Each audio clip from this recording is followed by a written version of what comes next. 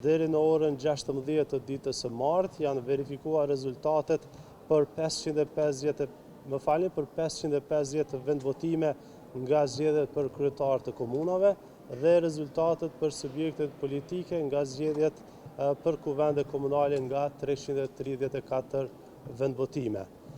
Nga kaq vendvotime, pra 334, janë numëruar votat e kandidatëve nga zgjedhjet për kuvendet komunale. Procesi është duke zhvilluar në të gjitha qendrat komunale të numërimit. Së fundmi ka filluar, do të thotë, edhe në komunën e Prishtinës, Podujeves dhe Kllokotit.